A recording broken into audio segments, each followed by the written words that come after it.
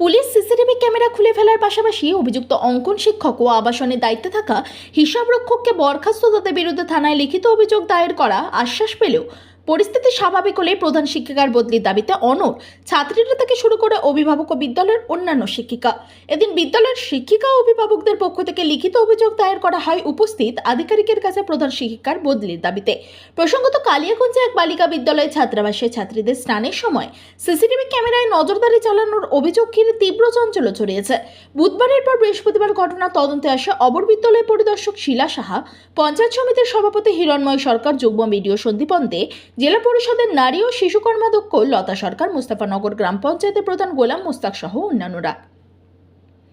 পাশাপাশি ছুটে আসে প্রধান শিক্ষিকার ঘরে দফায় দফায় বিক্ষোভ দেখাতে ছাত্রীরা।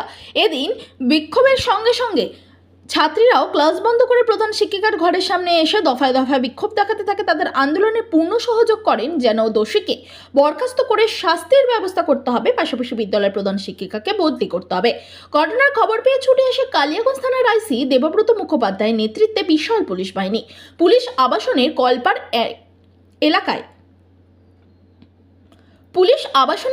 এলাকায় লাগানো সিসিটিভি ক্যামেরা খুলে ফেলে।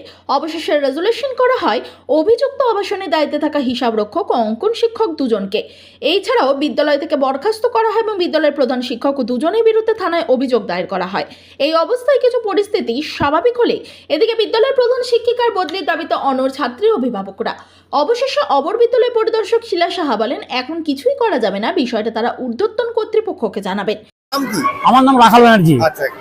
প্রথমত দিদিমণি, হেড দিদিমণি যে তিনি এখানে ডিক্টেটরশিপ চালাচ্ছেন, উনি যা বলেন তাই করতে হবে সবাইকে। আজকে ওনার এমনই ব্যবহার যে তার সহকর্মীরা পর্যন্ত তার উপরে বিরূপ, তার এগেনস্টে কথাবার্তা বলে।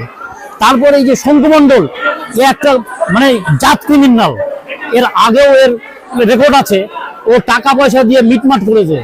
সেই ছেলেকে আবার এখানে কেন রাখা হয়েছে এখানে?